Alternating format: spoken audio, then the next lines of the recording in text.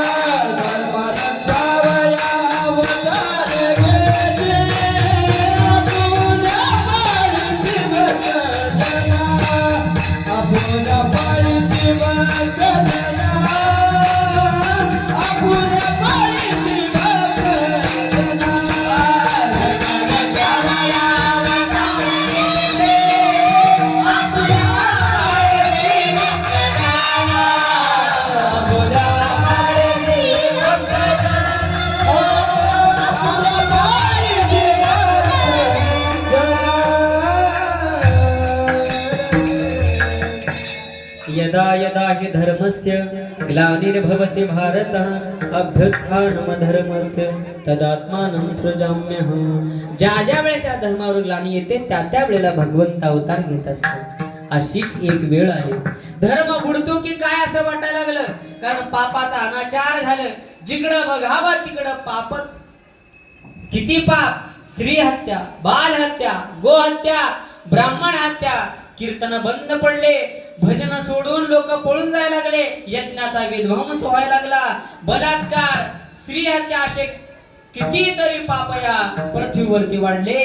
आणि या पापाचं ओझ मात्र पृथ्वी मातेला सहन होत नव्हतं. म्हणून पृथ्वी मातेनं गायीच्या वासराचं रूप धारण केलं आणि ब्रह्मदेवाकडे गेली आणि डोळ्यातून आसव गळायला लागली.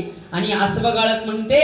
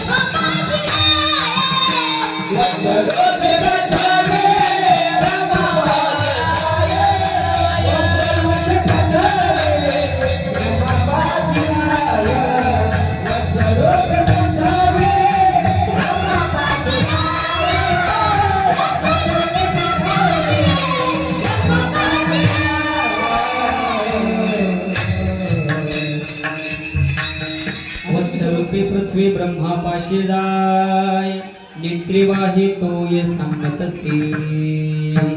ब्रह्मदेवापाशी गाईच्या वासराचं रूप घेऊन पृथ्वी माता गेली आणि डोळ्यात मास बघाळते आणि म्हणते बुडविला धर्म अधर्म झाला फार सोसवेना भार मज आता. हे ब्रह्मदेवा, अरे धर्म बुडतो की काय असं वाटतंय, आता हे पापाचं वजन मला सहन होत नाही, काहीतरी करा. ब्रह्मदेव म्हणतात आता हे माझ्याच्यानं काही झेपायचं नाही कडे.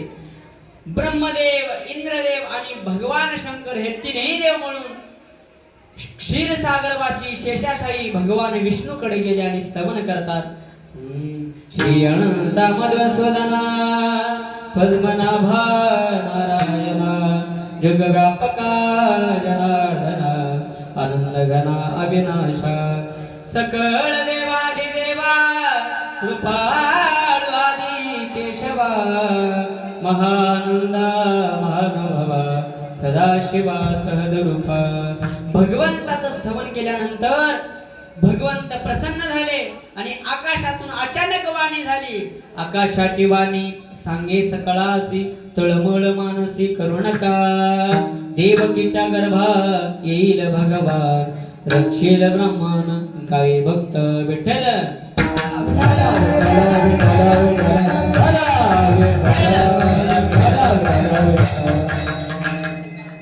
आणि सर्व देवादिकांना सांगितलं की तुम्ही सगळेजण यादव व्हा. आपल्या लक्ष्मी मातेला सांगितलं की तुम्ही कौंडण्यपुरामध्ये जन्म घ्या. आणि भगवान शेषाला सांगितलं की तुम्ही बळीभद्र नावाना अवतार घ्या. रोहिणीच्या पोटी बळीभद्र नावाना अवतार घ्या. आणि सर्व देवादिदेव आनंद वार्ता ऐकून आपापल्या स्थानाला परत निघून गेले. आणि इकडे मात्र भगवान विष्णू आपल्या शेषाशाही असणारे भगवान शेषनागाला बोलायला लागले. हे बघा, चला आता आपल्याला अवतार घ्यायचा आहे. अरे गराणे सरोवर सांगू आले, पृथ्वीवरती पाप झालेला आहे म्हणे आणि चला आपल्याला अवतार घ्यायचा आहे. पण शेषानं बारीक तोंड केलं आणि हात जोडून भगवंताला म्हणले, हे भगवंता, अरे भरपूर झाले. राम अवतारामध्ये मी तुमच्यासोबत लहान बंधू लक्ष्मण म्हणून तुमच्यासोबत अवतार घेतलो आणि त्याचा परिणाम तुमच्यासोबत मला 14 वर्ष वनवास घडला. नुसता वनवास घडला असतं तर चाललं असतं भगवंता. अरे तुझ्यासोबत 14 वर्ष मला उपवास घडला. उपवास 14 वर्ष वनवासामध्ये रोज मी तुम्हाला फळं कंदमुळं खायला, जंगलात काय भेटते खायला इकडून तिकडून आणून द्यायचो आणि तुम्ही मस्तपैकी मजेन आनंदाने तुमचं पोट भरायचा. आणि पण मात्र खात असताना माझी तुम्हाला आठवण आली नाही. आणि तुम्ही माझे मोठे बंधू म्हणून तुमच्या आधी मला खायला जमत नाही म्हणून मी खाल्लो नाही. आणि तुम्ही सुद्धा मला खा म्हणलो नाही. 14 वर्ष मला उपवास घडला देवा. आता नाही, आता नाही, माझ्याच्यानं काय तुमच्यासोबत अवतार घेणं होणार नाही. पण भगवंत सुद्धा चतुर आहे मायबाप. तो देव म्हणाला, अरे बाबा ठीक आहे, काय झालं होतं त्यावेळी मी तुझा मोठा भाऊ होतो आणि म्हणून माझी प्रत्येक आज्ञा तुला पाळावी लागली. पण आता असं कर, आता तू वडील हो आणि तुझी सगळी आज्ञा मी पाळेन. आता तू वडील होई बा सर्वज्ञ. आता तू वडील होई बा सर्वज्ञ. आता तू वडील होई बा सर्वज्ञ. आता तू वडील होई बा सर्वज्ञ. पाळीना मी आज्ञा तुझी बाळे. पाळीना मी आज्ञा तुझी बाळे. आता तू वडील होई बा सर्वज्ञ. आता तू वडील होई बा सर्वज्ञ. पाळीना मी आज्ञा पाळीना मी आता तू वडील होई बा सर्वज्ञ.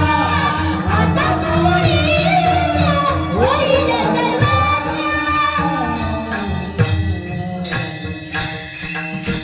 वडील व्हायचं ठरलं. ठरल्यानंतर अवतार प्रयोजन भगवंताने केलं. आणि इकडे मात्र देवकी आणि वसुदेवाचं लग्न अगदी थाटामाटात चालू होतं. लग्न सोहळा अगदी आनंदात पार पडत होता.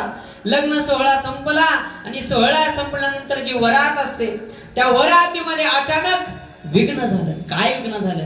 आकाशाची वाणी झाली. कडकड कडकड विजा चमकायला लागल्या आणि आवाज आला, अरे कंसा.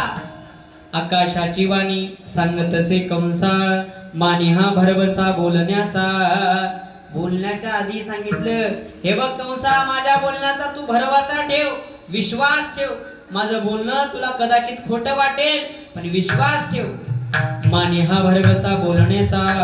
अरे जिचं तू इतक्या थाटामाटानं लग्न लावत आहेस अशी तुझी असणारी बहीण, त्याच बहिणीचा 8वा मुलगा तुझा वध करणार आहे. 8वा हिचा पुत्र वधील तुझसे. हे ऐकल्याबरोबर कंसाचे तळपायाची आग मस्तकात गेली. काही एक सुचलं नाही. आनंदाचा सोहळा होता आणि कंसानं काही एक विचार न करता कमरेचं खडक काढलं आणि मार्ग